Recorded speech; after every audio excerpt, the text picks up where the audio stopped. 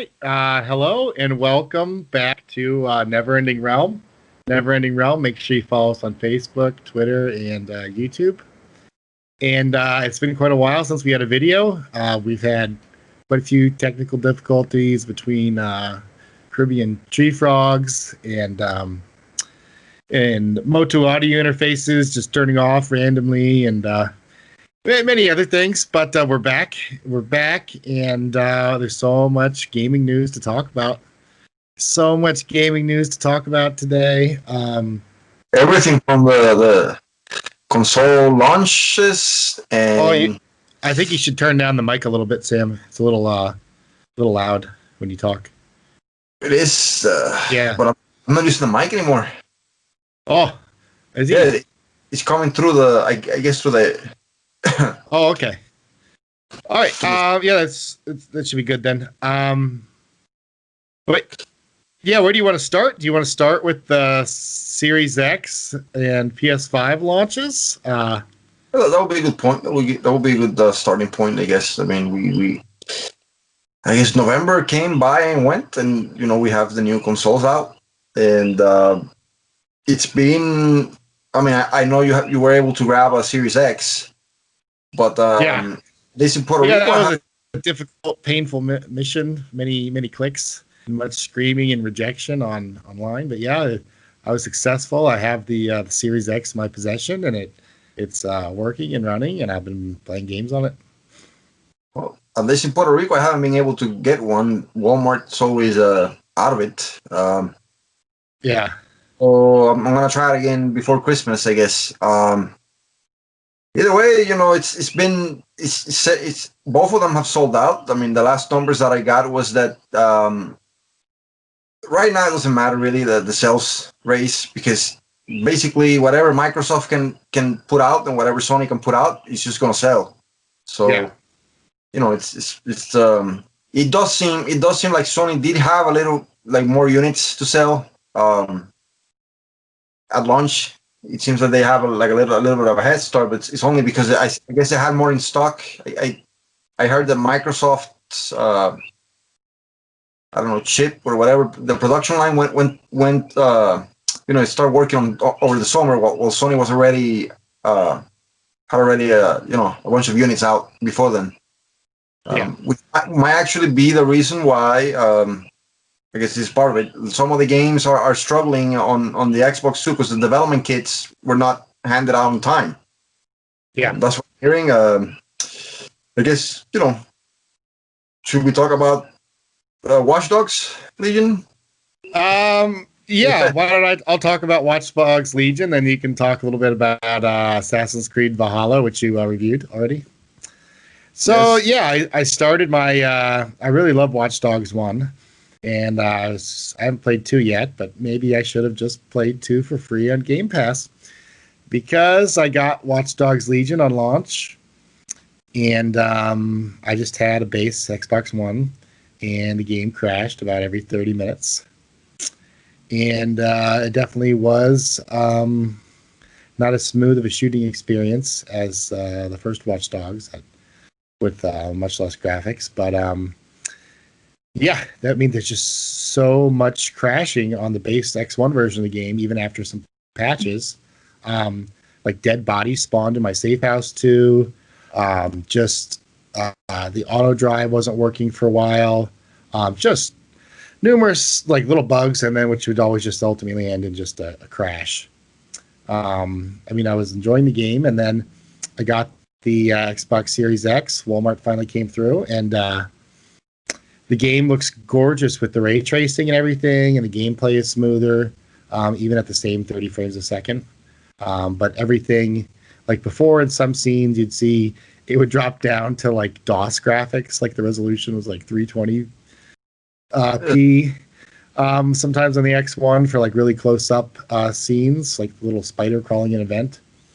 And the game looks gorgeous, but now I have another problem on the Xbox Series X. I have consistent difficulties saving my game, so I lost a good like 10 or 20 hours of gameplay on the X1, and now on the Xbox Series X, I haven't actually played it in over a week because I can't save my game. That is that a It, bug? You will consider that a bug, or yeah, I would consider that a really major bug. Apparently, it has to connect to the Ubisoft, and oh apparently the to save. Yeah, oh so yeah. Ubi is in control of your game, so you can just be happy. I was played for like 4 hours. I beat a ton of like the main story mission the other day, and then I go to save my game, and it won't save. And it Mods. says something about the Ubi Connect is not working. And I thought, well, maybe I left my console on for like an hour, hoping it would save or something, and then I could go and it turned off for power saver mode and go and load my game, and yeah, I lost another 4 hours. Oh, Um, the power of the cloud, Mont. The power of the yeah, cloud. I mean, yeah. So now, not even. I mean, you used to have fear like people erasing your save games on your memory card. Just imagine if Ubi accidentally deletes everyone's saved games. um, it seems like a hindrance, especially I don't know. It would make sense if games still, you got the option to save to the hard drive instead of the cloud. Yeah. Um, so would you say that at least in Watch So Dogs, people wouldn't be able to play unless they're connected to the internet. yeah, I mean this is I was gonna say that this is exactly why Microsoft got in trouble back in 2013 when they announced the Xbox One, because they said, oh, you need to be online in order to play games, and everybody was just angry, and people were tearing bridges down and then just setting Microsoft banners on fire. People were pissed, and finally they just snuck it in. I mean, they start basically if you don't have an internet connection, you're gonna have trouble playing. You're screwed. Yeah. Yeah, it's here. 7 years later, nobody warned us I about it. mean, EA has their own version. I mean, my internet, I guess a truck crashed in Chicago a couple hours from my house the one day. And I guess it broke some Comcast lines, so no one in my area had internet for like a good day. So I thought, well, I wanted to get some new games anyway, and I went and I got Battlefront 2, and I thought, oh, I'll be able to play. I bought the disc. I popped it in, and no, it required a 45 gigabyte patch to even play with the Oh, disc, with like a second edition of the disc, not since even we're, like the launch copy. since we're complaining about that, I mean, I guess.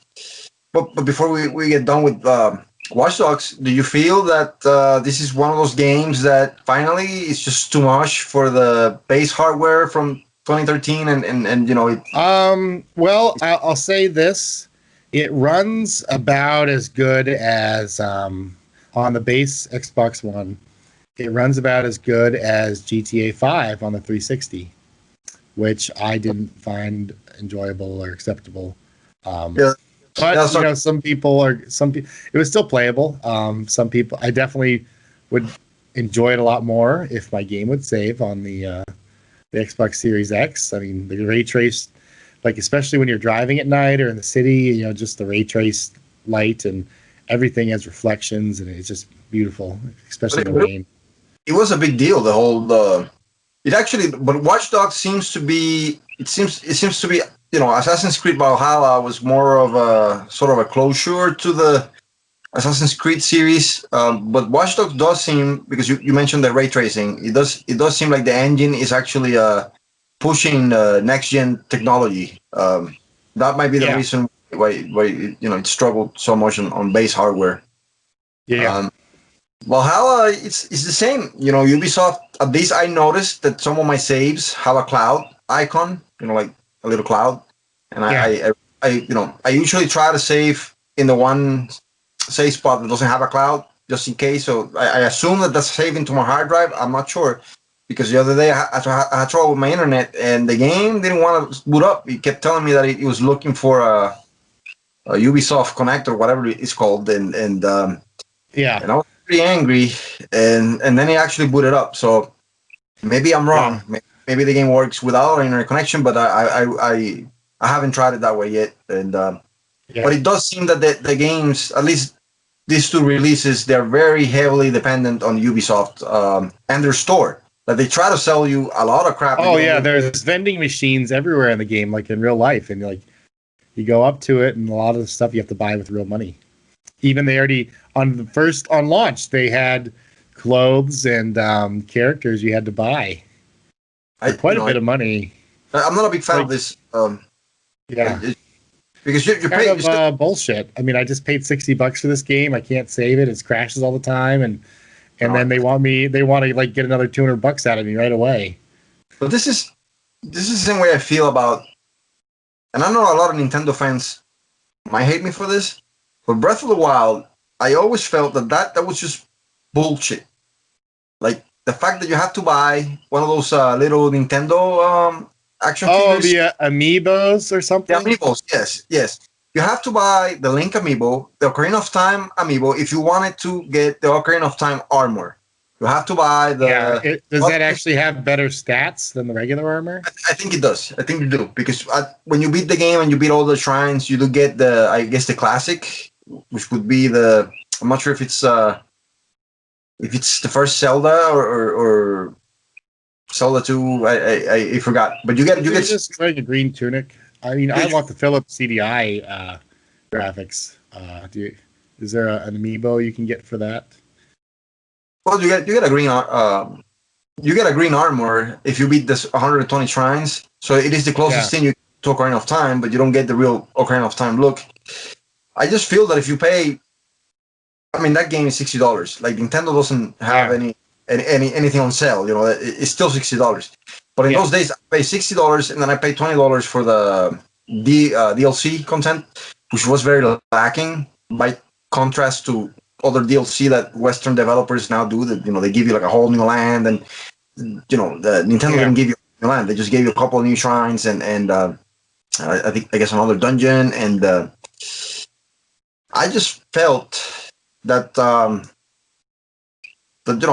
you pay $80. All of this content that you want, because it is fan service, really. I mean, if you wanted the armor or whatever, it should be on the game because you pay a premium price for it. You shouldn't have to be buying extracurricular crap in order to get stuff. But the same thing happens with Valhalla. I mean, I go in and I see like a whole, there's to the left side of the screen, you got the load save game, new game, whatever. And then to the other side of the screen, you have like a whole menu of things you can buy on the Ubisoft store for the game, and it's just, there's actually in Watch Dogs Legion, when you hit the select button or whatever they call it now on the controller, your map pops up, and then you go over to like your inventory and like which operative you choose, and then there's actually a tab for the store now. So you hit the select button, and if you go too far over, you're not at the map, you're on the store. Yeah,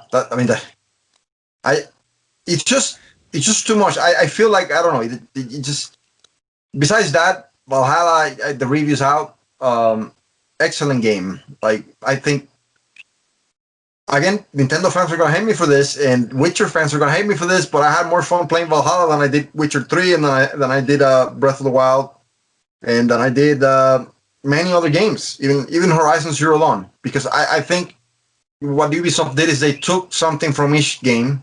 They took from Breath of the Wild, they took the climb anywhere ability, but they don't have they didn't take that from Breath of the Wild. I mean, didn't Breath of the Wild take that from? They used to. I used to think that, but no. Breath of the Wild you used to be able to claim stuff before, but not every single surface. Then Breath of the Wild did it. But they had a stamina meter, and then I double checked, and then it is what they did is they just did the exact same thing that Breath of the Wild did. Now you can just go on every surface pretty much, but there's no stamina meter, so it is more fun now because you're not going to run out of stamina, so you can just go up a cliff and you're not going to fall. See. Yeah, that's interesting. And then what Breath of the Wild did take was the synchronizing stuff when you used to go on top of a perch at a high spot in the Assassin's Creed games. Yeah. And you used to synchronize. Breath of the Wild does that. That was taken from, I guess, Assassin's Creed. Because to unlock new places in the map. So that's still in the game. The story is really good. The side questing is very weird. It's funny at times. I think I told you that there's the one couple that wants to get it on, but they only get it on when they're raiding, and everything is on fire. So you have to set their house on fire. It sounds like there's a lot of weird quests, like even weirder quests than wherever in Skyrim. Oh no, the quest is very weird, and you get a lot of experience points, no matter how weird the quest is. So, the one guy, you find the guy in the middle of nowhere, and he has like an axe stuck to his head, and all you have to do Yeah. is talk to him and just pull the axe out so he can die, and you get the experience points. And it's it's not. There's some missions that are tougher, like I Yeah. guess about you meet a berserker, and you have to storm like a fort in order to kill the captain or the commander in the fort because he killed the wife, the berserker's wife. So you have to avenge her, and you have to help him out so he can join your crew. And that's more like an RPG type of mission, I guess, because you have to go and you have to beat and kill everybody in the place and Yeah. engage in combat. But a lot of the missions are very weird, but it is good because there's so many of them. It's such a long game, and I think it's a perfect send off if it wasn't for the screen tearing that plagues the Xbox systems for some reason. I don't understand why Ubisoft is having so much issues with Xbox. Because this is not, they don't have the excuse here that they didn't have the development kits. You know what I'm saying? Because this is Xbox One and Xbox One X. And there's so much screen tearing, and there was no screen tearing in Odyssey, the previous Assassin's Creed game. And it's the same engine. I don't understand. The patch was supposed to fix it, but it didn't fix it. It's still there, and it's still very frequent. Other than that, there were a couple of bugs that were fixed by the patch. You no longer see floating horses and floating cows.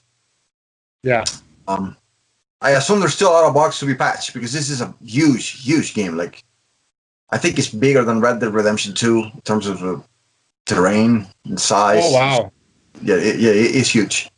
And the fact of the matter is, Red Dead Redemption 2, that was like almost 8 years in the making, and he had a bunch of money poured in, and that's why it was such a polished, relatively polished game for an open world game. This game just had a 2-year turnaround pretty much. So Yeah. there's a lot of bugs, and it's gonna take a while. I guess like Watch Dogs, it's gonna take a while for Ubisoft to really get it together and patch everything.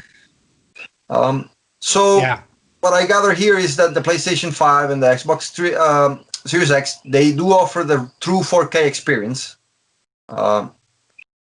in quality mode, but performance mode, which is 60 frames per second, I hear that it's only about 600p or something like that, like 628p or something like that.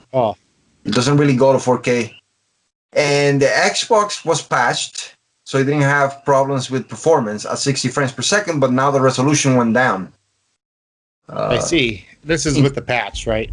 With the patch, yeah, in comparison to the PlayStation 5, which again, I guess this could be excused by the fact that the development kits either were not there or whatever it is, the problem that they're having. Which brings us full circle to what's going on here. I think right now, I think that it's nice that if you own one of the new systems, you get improved performance and improved resolution in some of the old titles. In almost every old title, but you're still not seeing yet. We're not. I don't believe we're scratching the surface of what the Series X and I guess the PlayStation 5 does have Demon's Souls, which is, I guess, the only one real next generation game so far. But so far, it's hard to tell who has the upper hand in terms of hardware because on paper it's the Series X, but we haven't seen the Series X push to the max, which brings us to Halo Infinite, which we showed this week. Some screenshots. Yeah. If you want to see the latest Halo Infinite news, make sure you go to neverendingrealm.com and check out an article there we have that Samuel wrote. And I'm sorry, guys, but it's not coming out until fall 2001 or 2000. Wait a minute, that's the wrong Halo. That's Halo 1. I feel old. Those were the days. This is nostalgia talking through Mont right here. He wants to go back to those days. I meant 2021, but So fall next year we'll have the new Halo game. I heard something about how. And Microsoft has their official excuse for why Craig looks so bad. One of the game hotshots said that on that demo that we saw. The one where everyone said, they butchered Craig. Yes. Supposedly the facial animations and the things like hair and beards and scars and things weren't done yet. That's what they claimed. So maybe everything will be fixed. Well, if the screenshots that I saw now that they just released this week, they're a big leap from what we saw before. Like that looks like next generation. That looks like what we, I guess, expected when we saw the first trailer. Remember, like a year ago. Yeah. Yeah, definitely looks good. I don't want to say that it's just hard to believe that they could butcher this up so bad for such an important reveal. And the fact that Microsoft and Phil Spencer were kind of swearing that by the fact that it was going to be a launch title, I just think they were caught with their pants down by 343's lack of preparation for that. Well, yeah, they got rid of somebody off the project and brought in two really experienced Halo people. Yeah, they brought the one guy from Bungie. Well, we're talking about disappointing reveals and also resolutions. So something else, the really big news today. Can you guess what game I'm playing right now? Look, you see my background right now? I'm playing the unreleased yet Switch version of Cyberpunk 2077. You can see they had to lower the quality just a little bit. You can see the robot over there. Crazy right now. You know what? I feel like, I don't know if I should feel happy about this or I should feel sad. You know what? I feel bad for the people that really wanted this game, but I feel happy for the trolls that were. This is Cyberpunk. Can we be happy for everybody? But look! Cyberpunk was the kind of game that you will go into a message board or to a comment statement section and you will say, "Oh, I think The Last of Us 2 is going to win the Game Awards," and it did. Or I think Ghost of Tsushima is the Game of the Year. Or I think Final Fantasy 7R is the Game of the Year. And then you have somebody saying, "Oh no, Cyberpunk is the Game of the Year." Yeah.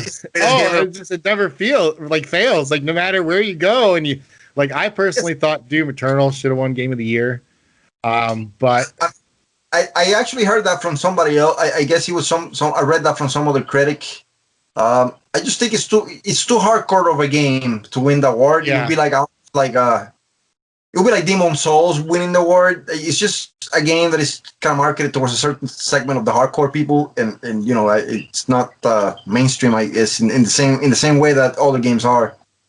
Yeah, you have to be a pretty good gamer to even play it on normal without getting just. Yeah, I would say the average casual gamer couldn't beat the game. No, but it should have been a contender. Like I think it's actually a more polished game than Ghost of Tsushima is, and we're gonna get some hate for this.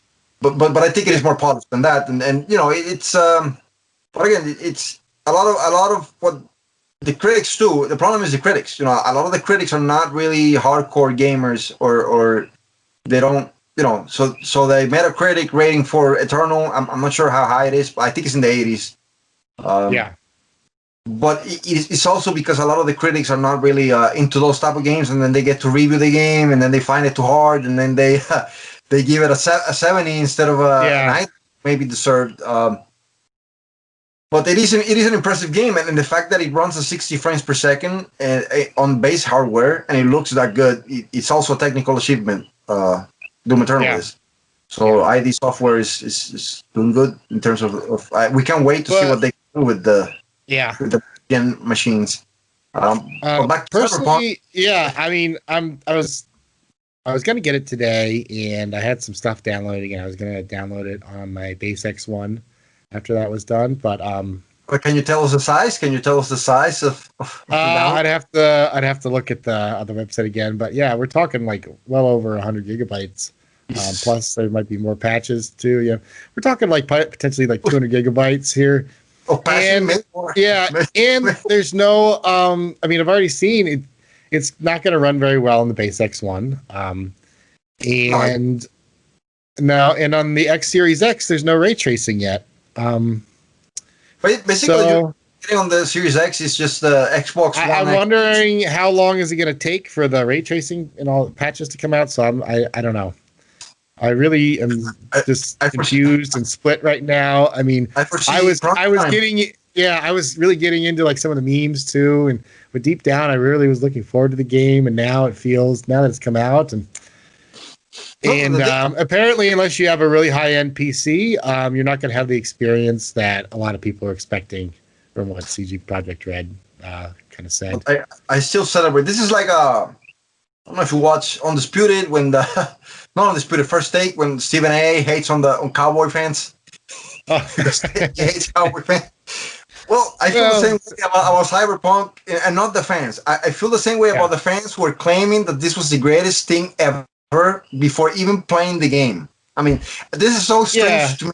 I find this strange. This is like Horizon Zero Dawn, Horizon Forbidden West. I'm a big fan of Horizon Zero Dawn, and Horizon Forbidden West is coming out next year. Yeah. This is like me saying right now, oh, whatever game, Halo Infinite is going to be garbage. This game is going to go, because Horizon Forbidden West is the greatest game ever made. Yeah. But I haven't played the game. No one has played the game yet, except the developers, I guess, who are making it. So why would I say something so stupid? And this is, I knew that this game was not going to live up to the hype. Well, and then the thing because Keanu had like that really big burst of popularity lately. Yeah, with I don't know what started to really worry me was they were talking about, I don't know if they had already played it with Keanu, but all this stuff you just couldn't. I mean, I'm not even gonna talk about Keanu, but I don't how much hate, we can't have too much hate in one video. I know. I mean, there was all that Keanu stuff. Like you couldn't scroll on Facebook without seeing Keanu memes or people talking about like how much they love Keanu and want to have his children and stuff, and like how he's like the greatest person in the world. And then Cyberpunk is like, oh, and we have Keanu now too. I don't think I watched a Keanu Reeves movie since like The Matrix. I think I watched the one movie he did like 2 years ago that he was like in Alaska or something, and he had to kill some people. But I haven't watched any of the John Wick movies. I just, to me, it doesn't matter if Keanu Reeves is on the game or if Christopher Reeves is on the game. I don't. No, to me it's the same. It's the same thing. Like I didn't get the hype for that, but I guess Cyberpunk 2077 is sort of like a pop culture game at the moment, I guess, which is why I had Keanu Reeves.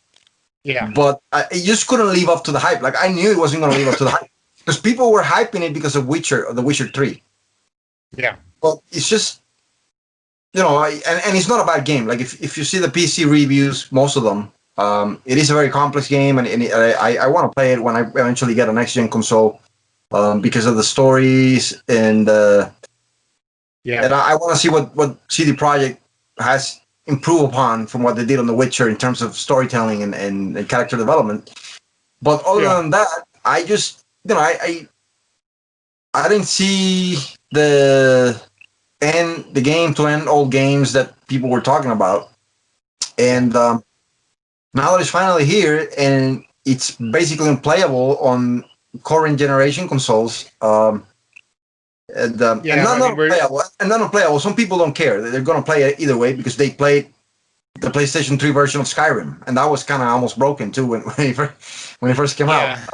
And so some people don't care, but if you, I guess you and I would, because we're always kind of, I guess we're working on the page. We're looking for things like performance and whatnot, and at some point, I'm a guy who would run a game on my old computer when I was younger. I would turn it down to the lowest resolution just so I could get that smooth frame rate. Yeah.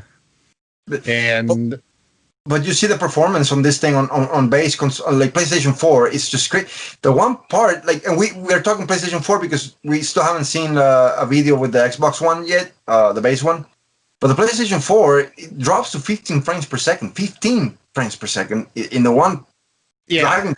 It's just jarring. Like, because even Valhalla has some drops, but maybe 30 frames per second, maybe drops to 28. It's not, and it doesn't happen often.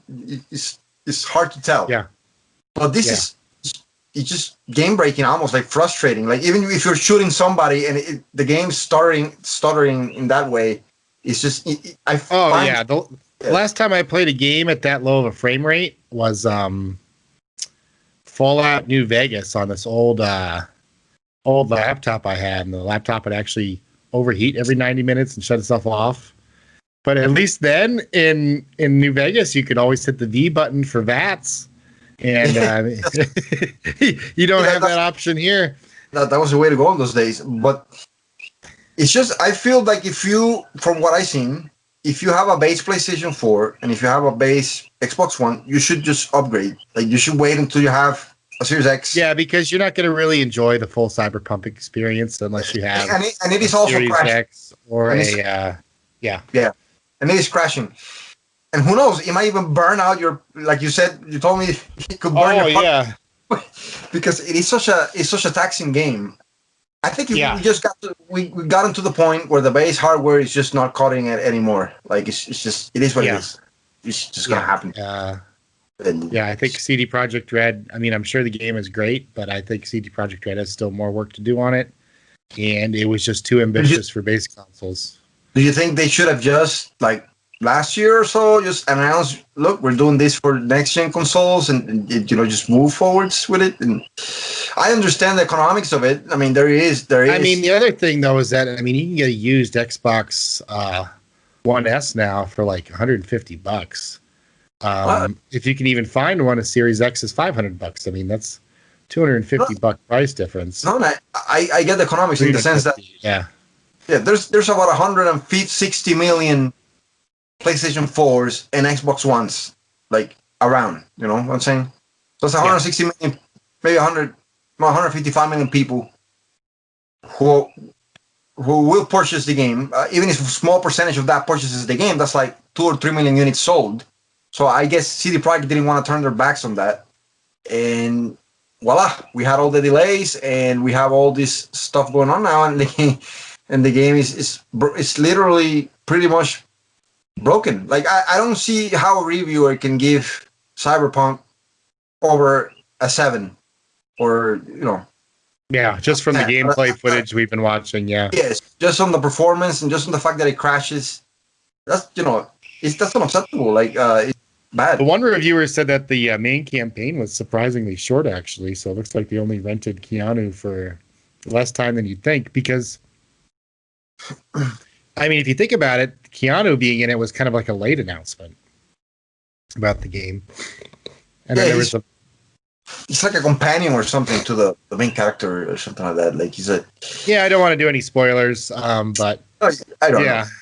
But what I'm saying is, I didn't mind if it was Keanu. Like I thought it was, it's cool, Keanu is there. But it's not like, Keanu's there, I need to get this game because Keanu is there. I think a lot of gamers on Reddit just went overboard. They were just brainwashed by the Keanu memes, and then those flashy they must have been playing those demo things that we saw that got us all super excited for Cyberpunk. Those must have been running on like $3,000 to $5,000 PCs easily. Yeah, I mean, basically what you're getting now is the reviews. What they did was they didn't send any console copies to reviewers, so they only let people review the PC version because they knew that it was going to be. It's too bad we didn't get one. I mean, I would have tried to run it on my laptop. It might have actually booted. I don't know if your computer would have just died, but I don't think I had the hardware to. Well, I mean, I had the hardware to play it, I guess, in the lower settings, but that would not make it any better than what we're having now on because even the PlayStation 4 Pro is struggling. Like it's not, which is even weirder in a sense. The PlayStation Pro is actually it's actually a 1080p usually, for the most part, and that's very low for that system because that system usually did for 1440p. Well, yeah, with the open world and stuff, I mean, I don't think the hard drive's much faster in the PS4 Pro than in the PS. it has streaming issues too, and Yeah. the other thing is the CPU. Like from what I hear, is it's very CPU heavy, and obviously the Jaguar cores are not up to Yeah. this anymore. Well, it's basically just a souped up tablet processor. Yeah, it's just bad. But the game has apparently sold at least 8 million pre-orders, which is a big number. I mean, yeah, that's pretty awesome. But So yeah, I don't know. I mean, they're making money, but yeah, I'm sure it's a great game. If you're running on a pretty high end PC. I guess that they will get it will be like Bethesda. You know how Bethesda has this reputation that they release stuff with bugs. Actually, I saw a meme today. The laughing DiCaprio meme where he's like pointing at something with a drink, laughing like a crazy person. Yeah, and it's except somebody put Todd Howard's face on him, and he's laughing. He's like, it says Bethesda when they see how buggy Cyberpunk is. Listen, I mean, it's not easy to make open world games. It's not easy, and but CD Projekt has taken the torch. They're now the buggiest developer on the market. I mean, this is not going to hinder them now, but I think whenever they make their next game, people are going to be a little more cautious before buying and before. I mean, we might all have Series X and PlayStation 5s by then, so. No, but this is true. And, well, we have to see how long it takes them to make a game, because think about it. I mean, they only delivered the one game, The Witcher 3, last generation, and I guess I don't even want to call Cyberpunk, because it doesn't run on current generation hardware as well as it should. So this, I would want to count Cyberpunk as a next generation game. Maybe I should count that. So they make Cyberpunk. It's gonna take them like 2 years to clean up all of the bugs. The way that it's looking, it's just. I mean, yeah, and by that time it'll have ray tracing on PS5 and Xbox Series X, and the multiplayer will be out too. So I mean, the one thing that I can say about them is that they do care about their customer base, because Witcher was not abandoned. They did improve Witcher as they went along, and they did release a lot of free stuff for it. Yeah. And even the Xbox One X got like a 60 frames per second performance mode. You know what I'm saying? Like they do a lot of extra stuff that they didn't even have to, because it was already 4K at 30 frames per second, but they did very late, like years later. So I do expect ray tracing to be featured in the Series X, and maybe even enhanced textures and all this other stuff that you have on the high end PC experience. Yeah. So it's not bad. The only reason I was a little bit happy is because the fanboys finally get their due justice. Yeah. Especially those, because a lot of them were playing on base consoles. These people that were claiming that this thing was going to be the greatest game ever of all time, they have a base console, and now they're going to suffer. Oh yeah, I mean, I'm not. Do you think there's some like 13-year-old boy somewhere who's been like giving people like death threats and saying that it's the game of the year and all? Finally, yes. I mean, have his like cybernetic penis or whatever the jokes are, and he's just he's sitting there. Not 13-year-olds who play this game. Did you see that? There's the penis clipping bug. And breasts as well, and there's this 13-year-old kid who's been talking so much shit about like every other game, talking Cyberpunk's the greatest thing in the world. He's like trying to play it right now on his base Xbox One, and like crying, and like his mom's like, "What's wrong, son?" And his dad's like, "Are you winning, son?" He's just like, It is an interesting game, I have to say. It's gonna be fun to watch how this unfolds. Like I said, I've been really looking forward to it. I think it reminds me a little bit of Deus Ex. I want to play. I want to play it. And I know that somebody said that. Somebody said that it is Deus Ex with cars. That's what it feels like.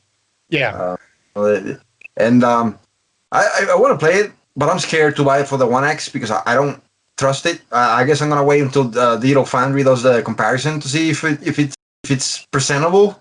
Yeah. But it just feels to me so far like just watching the Pro and the PS4. It just feels to me like you're better off just waiting for when you have PlayStation 5 or whatever. Oh, you're not gonna get it for your PS4, Sam? No, oh no, oh, Yeah. no. It's too big of a download too. Like it's why would you wait? Why would you? Yeah, you'd be yeah. Yeah, it's not. It makes no sense. Other than that, I don't know.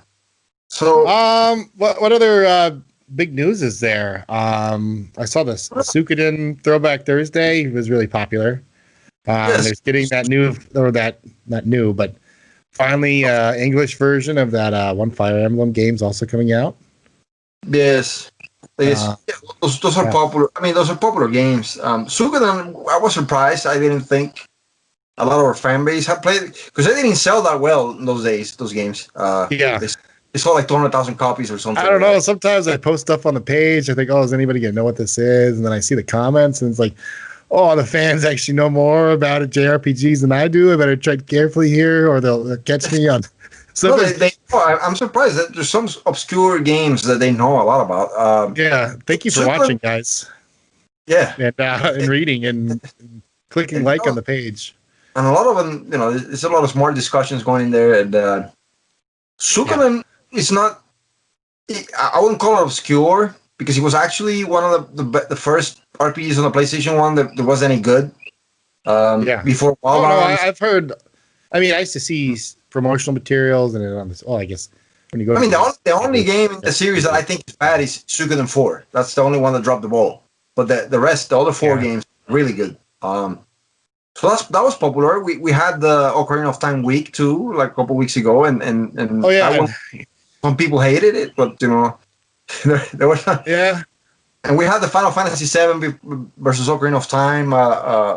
You can only choose. Oh yeah, that picture spurred like a million arguments. I mean, that's going viral. I think some of our fans might have gotten divorced over this. Actually, that's like 600. There were like 600 chairs or something of that. I don't even. I followed through some of them, and in some of the other pages, you got like 100, like 60 people commenting and like going at each other's throats. Oh man! Over whether Final Fantasy VII is better than Ocarina of Time, and it's just crazy because I thought it was gonna be a hit with our crowd, but I didn't think it was gonna go beyond that, and it went way. It apparently like really struck a nerve at a lot of people. I mean, it's like kind of like pure 90s. And it is the two iconic games of the era if you think about it. Like, I mean, Final Fantasy VII defined sort of the early stages of the PlayStation 1.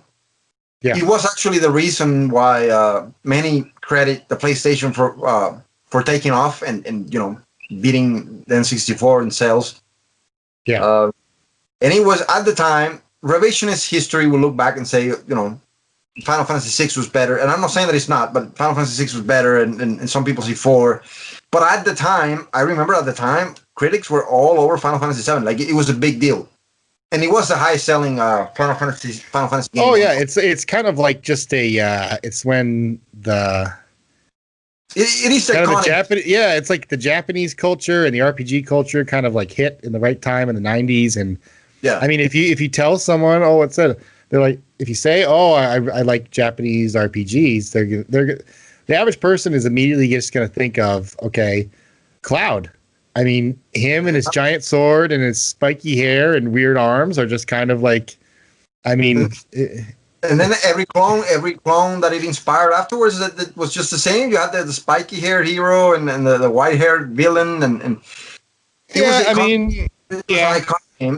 then on the other side, you had the N64. And I don't want to say that Ocarina of Time was the iconic game of the N64 because I think Super Mario 64 sold more. I'm not sure GoldenEye did. GoldenEye was very big at the time, but for RPG, for RPG fans and adventure purposes, Ocarina of Time.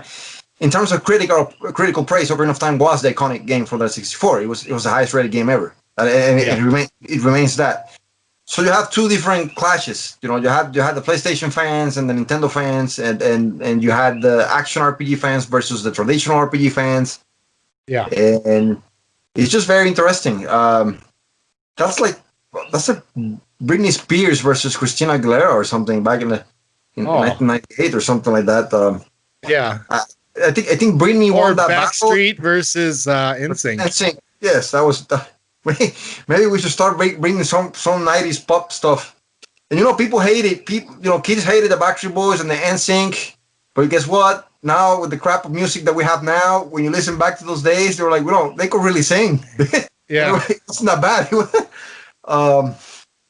But yeah, it was that. It was that era, that magazine era. We've been putting a lot of clips from magazines too, and people seem to like those because I feel the same way. I feel like every time I read a magazine from those days, I kind of get travel myself. I travel back in time and feel like I'm a kid again. And those days were exciting because it was just 3D was just taking off, and everything was full of possibilities. Do you think, going back to the launch, do you think that's missing here, Mont? Do you think technology has advanced to a point where the leap between, I don't want to say, the leap between the Pro, the PlayStation 4 Pro, and the Xbox One X, which came out like 3 years ago, and now it's not as mind-boggling and as jaw-dropping as it was when the first Xbox came out with Halo? You know what I'm saying? I don't see that. I didn't see that. Even Demon Souls is just the same PlayStation 3 game that came out. It's a remake, so it still plays by the. It looks better, but it's not something that, like, even like Halo, for example. I know I don't want to go back as far as Mario 64 because that was just completely different. That was just that took games from 2 dimensions to 3 dimensions. That's never going to happen again. Yeah. But even Halo, it gave you a big open, like, it looked open in those days, like a big gigantic world and smooth performance. And you got like the sniper rifle and the vehicles all work together. Like that was really the first time you could pilot like a tank. Well, I mean, there's some other old games on the computer. The campaign was so epic too, like the music. Yeah. It really has some top quality music, voice acting, very polished. Voice acting. Like we haven't had a launch game like that polished since. No, that's the best launch game since Halo. There hasn't been a launch game that matches that launch game. Like there's been nothing like that. I don't see that. I haven't seen that. I wasn't really expecting it either because, to be honest, the PlayStation 4 and Xbox One didn't have anything like that either, and neither did the 360 and the PlayStation 3. I think the 360. When did Gears come out? Was that a launch game? No, that was the following year. Yeah. That's I was gonna say that the first time that I was impressed by the 360 and those consoles was Gears of War. Like I saw Gears of War and I was like, wow. Yeah, I remember seeing that at GameStop, and got to play like a little bit of it, and I was like, holy shit! Like like this when the chainsaw goes and like the screens are like all bloody and even the texture work and it was just mind-boggling. Like the PlayStation 3 came out that year, I remember, and it had Resistance as a launch title. And Resistance. No, we can't have too much hate. No, but it wasn't bad. It wasn't bad, but it was. It's not playable 2-player on the same system. No, it drops down to like 10 frames a second. Oh, was that Resistance or was that you think Killzone? Oh yes, never mind. Yes, no, Resistance you could play co-op. It's just it looked like crap. If you put it side by side with Gears of War, like the texture work, the character models, it just didn't look as good as the Unreal Engine 3, I guess it was at that time. Gears of War was just like a massive showcase. And then obviously the PlayStation would eventually get, I guess, the Uncharted 2, Uncharted 3, and all these other games, and then they caught up.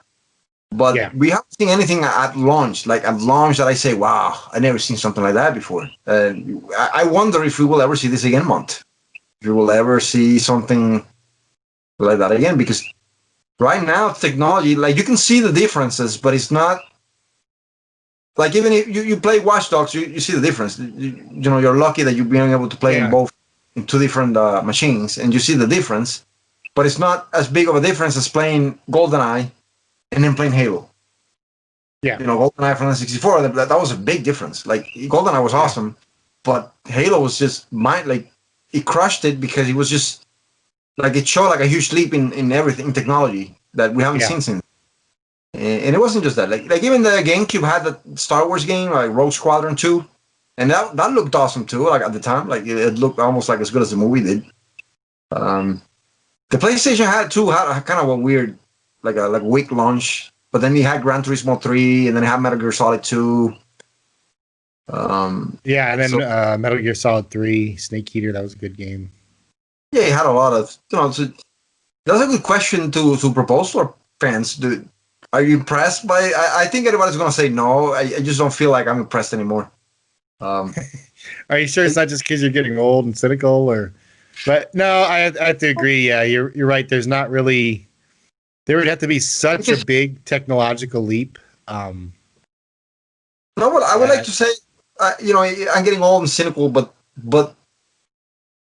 I've been impressed by some games on this generation for different reasons. I was impressed by I was actually impressed by Breath of the Wild when it first came out. I didn't think it was a technical marvel, but I was impressed by what it did for Zelda, and I was impressed by Gears 5 looks really good. That's an impressive game in terms of looking good. Red Dead Redemption was impressive. I didn't have a lot of fun yeah, playing, that but that looked good. That really looked I, good. I remember your review Yeah, talking about those herbs. You never knew what you're supposed to do with them. yeah. I mean, there's so much stuff in that game that you don't even know what the hell you have to do. But the attention to detail and the size and how good it looks. Like no open world game still looks that good. Like even Valhalla, Yeah. you can see pop up on the Oh, screen riding a horse. yeah. Well, I that have to. I have to say. Well, it's hard to compare Watch Dogs 3 and that because it's two completely different worlds. One's like outdoor, and yeah. there's not really. Yeah, it's all city Not to stuff. compare it to Grand Theft Auto or Watch something like that. Dogs. Yeah. And but I mean, there is Watch Dogs 2 look better than Grand Theft Auto 5. So there have Well, been that's leaks in just. that Yeah. sense. I personally, I thought Watch Dogs 1 looks better than Grand Theft Auto 5. Um, yeah. Maybe I should just stop now. I mean, we can't. There's No, gonna be like 1,000 just angry, no, just piss off everybody on the webs on the Facebook page at once. I don't know if we have a lot of Grand Theft Auto fans. But I was impressed by The Last of Us, and that just came out this year. I was impressed by the facial expressions, by the faces. Yeah, that had really really good facial. That's probably the best facial That animations and I, graphics I've seen in I, the game.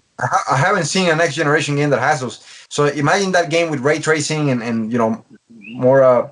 That's gonna look really good. So I was Yeah, impressed in that sense, but I wasn't, and I'd never been like I knew that was possible.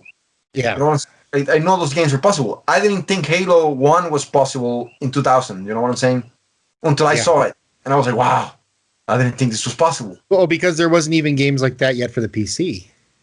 Yeah, and the 3D games that were there, the N64 had some good shooters, but they were all mostly like even Turok 2. Turok 2 has Yeah. very big levels, but you still were confined sort of to some hallways, and then you had like a big open space, and then you went back to the hallway, and then Or yeah, or it was yeah, like Mecha Warrior or something on the PC. Like that was just like there was nothing there. It was just a big flat empty map yeah. yeah, and even I guess if you want to say Ocarina of Time, but even Ocarina of Time, I don't think it felt large in its when it came out, but Yeah. you know I used to watch Halo's grass textures for minutes, just looking at the grass because it almost popped out from the screen to me in those days, like because you Yeah. could see like individual blades of grass in the texture. Yeah, that was Uh, like a new thing. Yeah. yeah, even the skybox was amazing because you could see the ring, you could see part of the ring, and you could see Yeah, the. and you'd be walking around looking at the amazing nature, and then you'd hear those little grunts in the distance, and you know that danger is afoot. No, the grunts. I never feel the grunts, but I did feel the Yeah. other ones, the elites. um, it's I don't think we're gonna see that again. It's unfortunate. Like unless we get virtual reality right. Yeah. So it does.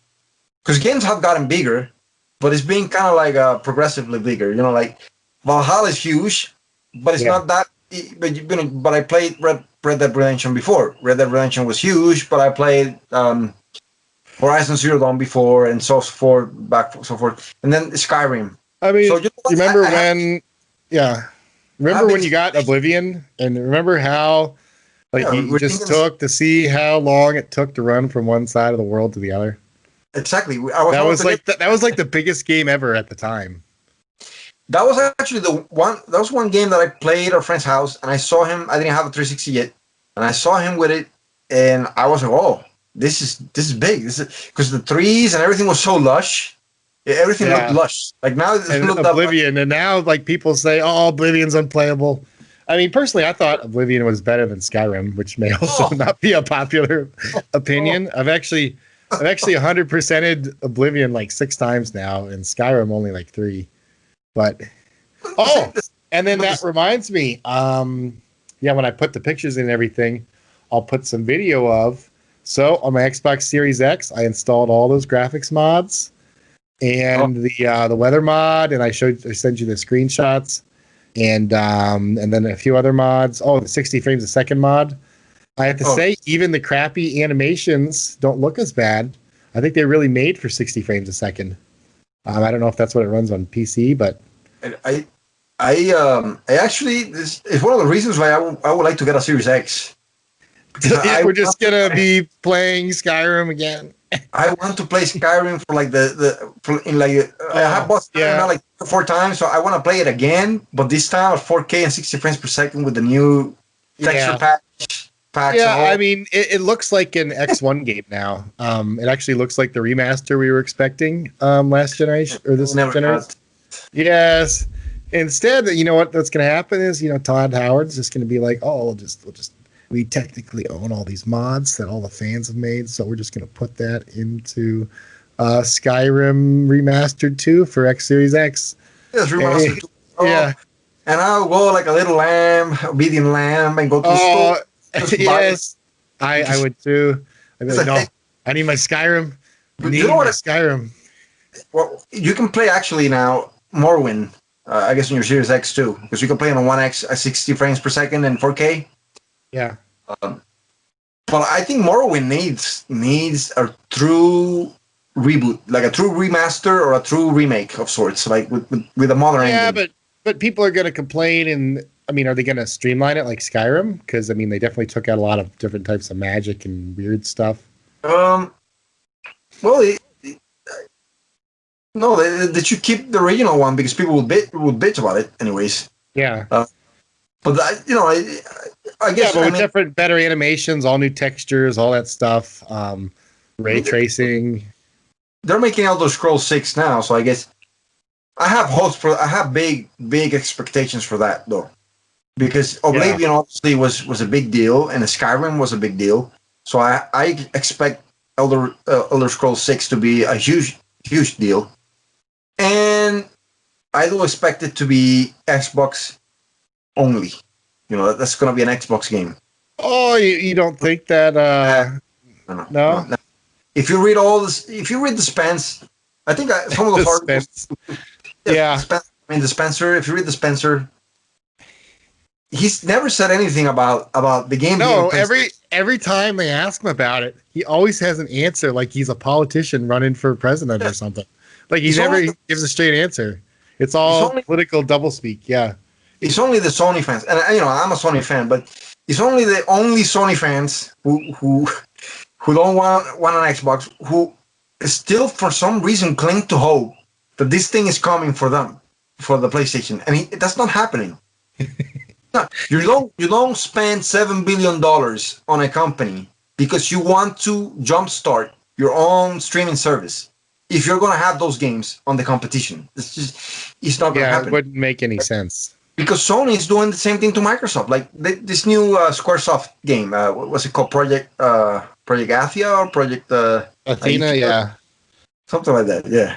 Uh, but that game has a 2-year deal with Sony. It's gonna be Yeah. it's gonna be exclusive for 2 years. So Final Fantasy 16 is gonna be an exclusive. It's gonna be a time exclusive too for Sony. So they're already playing their cards. Do you think Microsoft is just going to sit back and say, "Oh no, Sony, you can have everything"? Yeah, no, that would be. See, the logic people are using is Microsoft needs to recoup the investment back, Yeah. so they will be better off if they sell, or if they sell to PlayStation. Yeah, I've seen the Sony ponies talking, convincing themselves before in comment sections. Yeah, but Microsoft doesn't need the money. That's the first thing. That's the first thing where people are wrong here. They don't need the money now. You know what I'm saying? Yeah. So if Sony were to invest $7 billion on something, they would want an immediate return. Oh, their shareholders would be like screaming at them, like, "What are you doing?" But Microsoft doesn't. This is like a small change for them. You know what I'm saying? They want this thing. They understand that 10 years from now, when Xbox Game Pass is the premier streaming service, they're gonna make a lot of more money than whatever the $7 billion that they just invested right now. And that's the ultimate goal for them. They want you to get Xbox Game Pass, Ultimate Game Pass. And if they can sell you an Xbox Series X or Series X on the process, so you can enjoy the Game Pass, they will do that for you. But that's their ultimate goal. I don't see Elder Scrolls coming to PlayStation hardware. I don't see it. I just don't. Okay, well, it's we'll see when it comes out, and but yeah, I mean, no, you should record this video, and then people can hate on me if it doesn't come through. But it's just look at the interviews. Spencer's just saying, "Oh, he said something the other day, like the whole catalog. Not just gonna take the catalog out of Sony, out of the Sony platforms or the other platforms. Of course, they're not gonna take Skyrim out of the PlayStation platform. They're not gonna take those games are already out. Yeah. But he didn't say anything about Elder Scrolls 6. Yeah. The whole thing. Oh, we're gonna take this on a case by case basis. That's so. Yeah, that sounds like he's like running for political office. Yeah, it's it's not. And you know what? I like it. I like that it is this way because it takes me back to the Sega versus Nintendo era, where it was exclusive battle. I mean, this is like me at the early this year. I don't know what I was reading, but the day Final Fantasy VII R was released, I was so happy. I skipped over to my Xbox. I was looking for it in the store, and I didn't see it. And I only saw the Xbox version of the original Final Fantasy VII, and I thought, but you're stupid. This is obviously at least a timed exclusive from Square Enix, and that was very sad. Well, Sony is playing that card. They're playing that card, and the thing is, you see, people don't realize this. Sony already has a lot of exclusives, and what was the biggest complaint against Xbox? What was it? For the 360 or the Xbox One? X1. Oh, the biggest complaints were always on type DRM kind of stuff. Yeah, but a lack of games. The lack of games. Yeah. You don't think Microsoft spent $7 billion in this deal? So they finally say, "Oh wait, now we have the games," and they do. Yeah. They do. They have the future Doom games. They have the future Wolfenstein games. They have the future Dishonored games. They have the future Elder Scrolls. They have the flying games. They have the racing games. They have Forza. They have Fable, the Fable reboot. Everybody, a lot of people are excited about that. I'm excited about that. I don't see why people like Fable so much. But no. Yeah, I mean. Well, but Fable 2 is like one of the greatest games ever made. Fable 2 is. Oh, I have it, and I couldn't take it for more than like an hour. I went back to Skyrim. No, Skyrim. Skyrim's good. But Fable 2 was brilliant. I thought it was brilliant. I thought it was the closest that Microsoft ever got to Zelda. But with some good humor, some good, really, really good humor, and like dark humor. But I'm excited about that. Halo's looking good. Now they have games. So now we're going to have a real battle of exclusive versus exclusive. And you know what? This pushes people. This is pushing everybody because Sony's going to have Horizon Forbidden West. And I'm sure it's going to be awesome. But then Microsoft is going to have to reply with something. Punch back. So we're getting back to those days of Sega versus Sony. Like, I mean, Sega versus Nintendo. Yeah. And oh yeah, that Sega, the guy from Yakuza, he also made the news this week when he said that the Switch was. Some people took it personal. That the Switch was geared towards little kids and teens. And a lot of people on our site are not in agreement. Yeah. I mean, And they were saying, so, where is Sega now? Where is Sega now? That's what some people were saying. Um, yeah. um, uh, you know, it's not, I don't think the guy was asked about something that happened like 20 years ago, Yeah. which was Super Monkey Ball. I don't know if you remember that game where you had the monkey inside the ball. And Oh, I had that on 360. yes, because then they made a 360 version. But he first kind of made his debut on the GameCube. And he was saying that they picked the GameCube because it was a console that was geared for kids, because Nintendo always kind of target kids and teens. So they felt that the game would do good in the GameCube. And they did that. I don't see where that is offensive, because it is true. I mean, Nintendo's first party stuff is usually geared towards the family. Yeah. It's not necessarily that it's just kids. Because I play Zelda, I mean, I play Mario. if something's rated E for everyone, is it necessarily just for kids? I mean, Yeah. there's plenty of like old cartoons I still enjoy, even though I'm an adult. I mean, maybe because I watched them when I was younger. But what they mean is that a game like Super Monkey Ball, for example, I have a kid. When he turns 6, maybe I just hand him down the Switch and he plays Switch. And if somebody makes a kids game, the Switch seems to be the platform for it, because a lot of kids play Switch. So that's what he was saying. So no Witcher 3 for him on the Switch 26? No. No, but you see, Nintendo's always had some games that are mature. I mean, GoldenEye at the time was probably the most violent game around, because it looked so real in 1997. But the focus has always been on the younger audience, with the animals, with the talking animals, and the Banjo Kazooie and Mario Kart, and these are games that we still enjoy as adults. Yeah. But what's better than Mario Kart? no, and Mario Party started a lot of fights. Yeah. I've not been able to finish the last few Mario Party games I've tried to play. It just turns into a screaming and stuff. So yeah, I mean, but he was right, and Sega did went the way of the dinosaur, because they messed up badly in the 90s. But I don't think he should get that much hate. I mean, the man did make Yakuza. He did make Yakuza, and we need to be thankful for that. yeah. I'm not a big fan of Yakuza, but we still need to be thankful. And well, I'm really excited about Kojima coming in to direct the new Zelda game. Is he? Isn't it Breath of Evil or something? It's called. I don't know. Wait. Well, then it's all the game.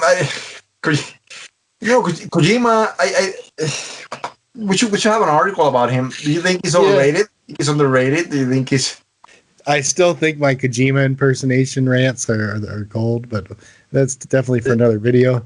Yeah, I mean, I didn't like. I think it's just a weird game, that the last game he made. The walking simulator. Yeah. He just has. I didn't think Metal Gear. I don't know if he's losing his touch in some ways. Metal Gear Solid 5 was not that good. Like he hasn't reached the levels that he had back in the Metal Gear Solid 1, 2, 3. At least I think 3 probably was like the pinnacle of Metal Gear. Yes, the 5. To be honest, I only played like 15 hours of it, and I assumed the people were on drugs when it.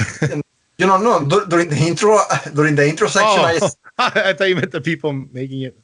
Perhaps too, they were on drugs too, but the intro section was just so crazy. Like Kojima, even by Kojima standards, like it was so crazy that I just came to the conclusion after all was done. I was like, for real, these people had to be like on some sort of clonal pain, because it took place in a hospital. Yeah. So I have to assume that the main character was on drugs or something, like some heavy drugs, and he was hallucinating, and because it was just crazy. Like there's no way you can explain that. Like, Yeah. like make it make sense. It was just bad. And then the game itself, it just was bad. Like it was open world, like semi-open world, and you had all the stealth stuff, but it was just Yeah. I just couldn't get into it. Like I played 15 hours and then I just put it down. Like I don't. I think I bought another game after that or something, and I just put it down. I It see. was yeah, I don't know. I don't. Yeah, Kojima. Uh, Just he I don't know. I don't know what to say about that, but either way, yeah. Okay. So is there any other news? I mean, this is, we're well over an hour already. it's been a long time since we talk about games. Yeah. Yeah, uh, definitely. I don't know. I mean, Oh yeah, there is a new update to the website, to the appearance. So let us know what you think, guys. Looks a little better. Still gonna be working on it. Yeah, make sure you go to neverendingrealm.com. We have new writers too. We have Yep. we have new writers too, so we have more content. Different perspectives. Yeah, I'm we're sure still a lot trying. of the writers wouldn't agree with anything that we're saying, but Yes, we're still making. We're still trying to make an effort to keep it old school in many ways. I mean, we have some comments, very positive comments about people saying that we bring joy to their lives when they go onto the page and see the all this nostalgic material and yeah, that was that is the point of the site at first. I mean, it is to sort of bring back the glory days of the '90s and the early O's yeah. and you know the nostalgic value of that and hopefully you know Final Fantasy 16 brings back the glory days of Final Fantasy. I hope for that and Yeah, I'm looking forward to that, but I don't know. I'm just gonna have to bite the bullet and buy a PS4 already. I mean, I've had every other PlayStation. they should be cheap now. I mean, Yeah, I mean, at least a slim version of it. Then maybe you can play some of like a catch up on some of the Sony stuff. Some of it is good. Um, Final Fantasy, you mean for Final Fantasy 7 R? I think you're better off waiting because it's only a year. Like well, I Final meant no, I meant for Final Fantasy 16 because that comes out next year, right? Yeah, but that might only be a PlayStation 5 game only. I'm not sure. Oh, really? Oh, Yeah, oh, I'm not oh. sure. I had to make research this a little further, but Yeah, this is what I gathered that it is a PlayStation 5 game. It didn't look too impressive on the trailer, so maybe I'm that's wrong. why I thought it was Yeah, PS4 actually. maybe it is a cross-gen game. Because it didn't look next gen at all. Well, Like I mean, yeah, the install base is so big for the PS4 that I mean, a lot of companies would be crazy not to make a game for it. we haven't. Well, No, but do you remember Sony? Do you remember when Sony said no? PlayStation 5 is a switch. We're gonna switch generations because we believe in generations. Remember that? So that was a few months before the launch. And then they said, no, Horizon Zero Forbidden West is going to be a cross generation game. And well, yeah, because otherwise, there's no. I mean, even if they sell every single PS5 they make for the next 2 years, they're still not going to catch up to the install base of the PS4. yeah, it's too big of a market to just abandon like that. And Microsoft saying that has been saying that for like 2 years now, and Sony has been. Microsoft needs every console they've made and used to No, I get that, but they've been saying this like yeah, people are not just going to abandon the last generation of consoles and just move on like just that because games are so expensive to make now too. Like they're very expensive. yeah, Which yeah, you know, which is why Sony can't put their games out on PlayStation Plus on launch day. You know what I'm saying? yeah. Because they lose all that money. But yeah, I mean, it's been exciting. I hope I don't have a lot of other games this year that I look forward to. I'm trying to nab either a PlayStation 5 or a Series X before Christmas, and I don't think I'll be successful. Um, Yeah, so you know, definitely. Definitely Cyberpunk was a game difficult. that I wanted to play. That's the only game right now that I really wanted to play because a lot of the games have been pushed forwards to the next year. Yeah, So yeah. The game I was most looking forward to was going to be Halo Infinite, and Yeah, that's been pushed. Yeah, hopefully for the better. Maybe they'll have a beta I can get in on or something for multiplayer. Yeah, Valhalla was the only other game I really wanted because I'm a big Vikings fan and The Last Kingdom fan and all Yeah. these Viking shows fan. And and that game does give you the opportunity to be a Viking because I always wanted to be a Viking since I was little. But I didn't know this. This is no, learn I more didn't every know it either. day. I didn't know it either until I watched the Viking show and you know, and I realized, oh, I always wanted to be a Viking. Yes, I just to see. raid and pillage, raid and pillage. Um, but well, other than that, I guess Call of Duty. Have you? Maybe that's a good purchase for you, Mont. Call of Duty, the new one, the Black Ops. I don't It's ray know. traced. It is ray traced for the Series X. Yeah, maybe. I've been playing when I do play multiplayer COD. I've been playing World War II on the Xbox One. Maybe I am due for a new Call of Duty game. I mean, I've never really been impressed by the single player campaigns, and I always thought they're kind of throwaway crap. but the multiplayer is good for a few I mean, weeks at Call of least. Duty 2 was good. Call of Duty 2, remember 2 on the Yeah, 360? yeah, That was actually the big selling point for the 360. And now that I remember that, for the Xbox 360 when it first came out in 2005, yeah. Call of Duty 2, the campaign was really good. Then after that, it kind of it sort of become more. I did like Modern Warfare. That probably had the last time I was really Into the campaign, yes, and then after that, it became more like a multiplayer thing, and yeah. didn't the last Well, it's one? kind of like Halo. Like, I mean, yeah. I mean, I'll play the campaign, get through it, and then I don't revisit it. I just play online. Yes, but Halo Reach is still dear to my heart. It's still, Yeah, that's a good game. I've actually been playing it a bit on the Master Chief Collection, which is actually finally fixed. You can play Reach online. And I've been playing that invasion game mode, which was always really enjoyed.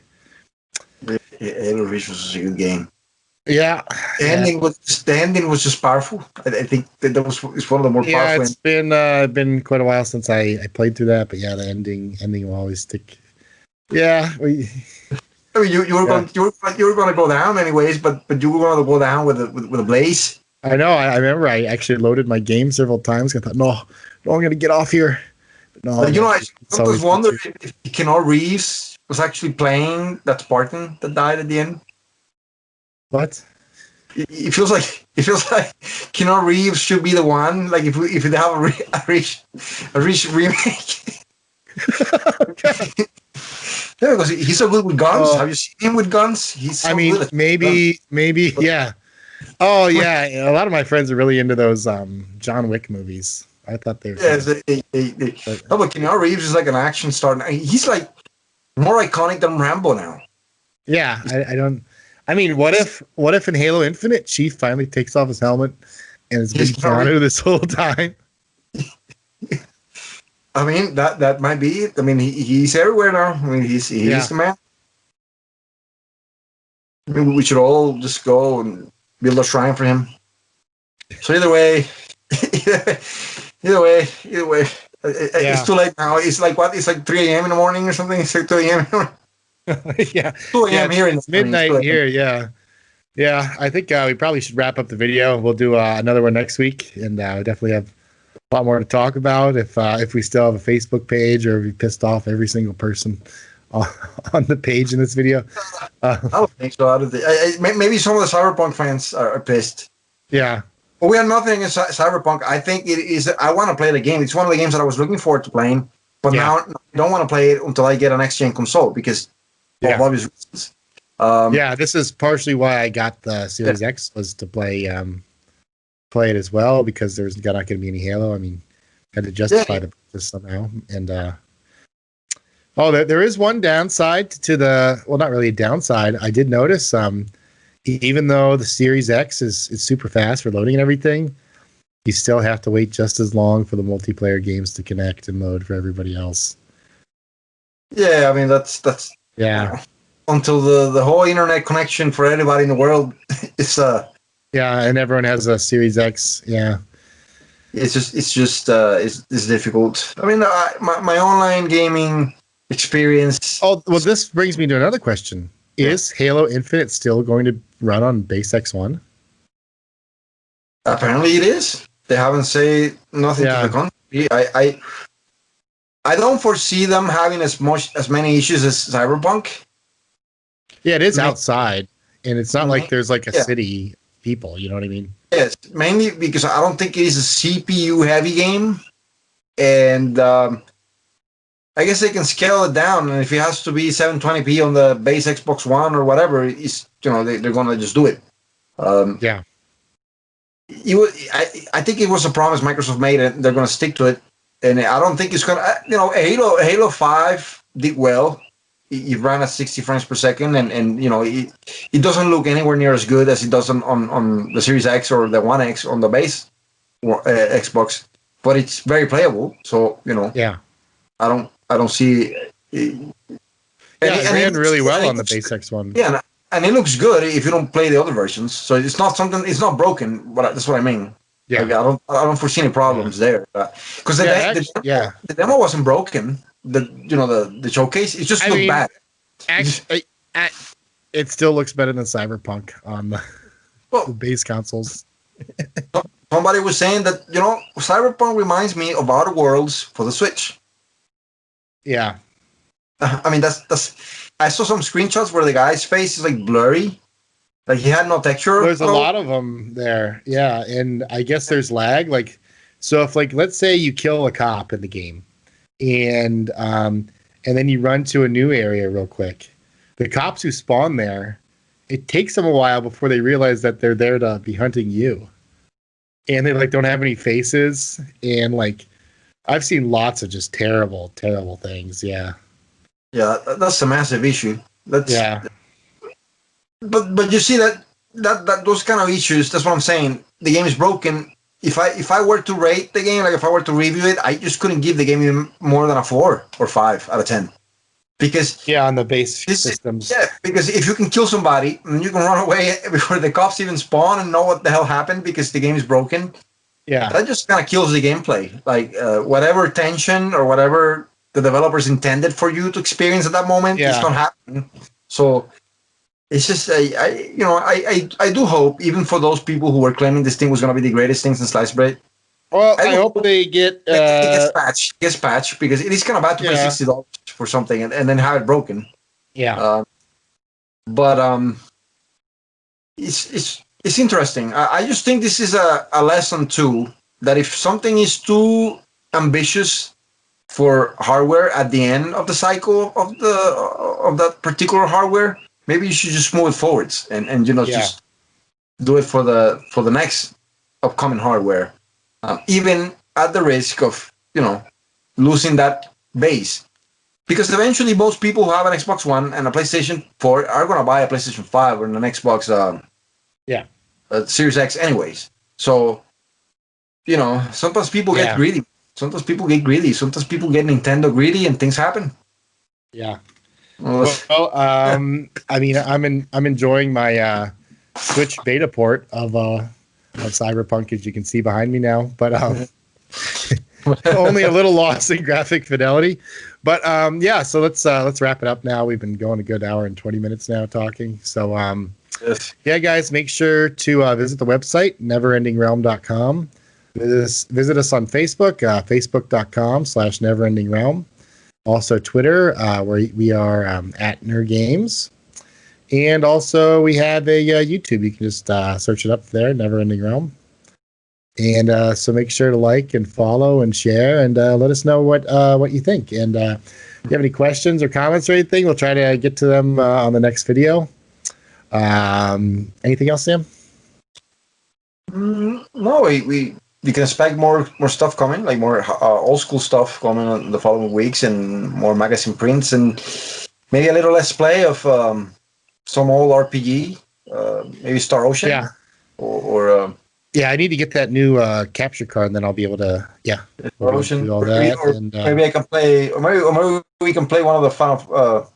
We should play Legend of Dragoon. I think that should be. We should schedule that. Okay. Because a lot of people talking about Legend of Dragoon. I don't know if you know that. And I really hated the game. I thought it was. I didn't hate the game. I thought it was average. Well, great. Now we don't have anybody liking the video now. But it is average. I think it's an average RPG, to be honest. Yeah. But maybe I was jaded then. Maybe it was just it was just the golden era of the RPGs, and I played too many RPGs, and that one just popped in, and I didn't appreciate it. So maybe we should play it again. I think we should play it again on Let's Play. Yeah, I think the fans would really enjoy it too. I mean, there's fans saying that it's better than Final Fantasy VII. So, I guess if you did play the game, if that was your first RPG, maybe you would think that. I mean, it looked really good. That's the only thing I can say about that game is that it looked good. All right. Well, all right. Well, yeah, make sure to follow and like, and thanks for watching and subscribe, guys. All right. Take care. Bye.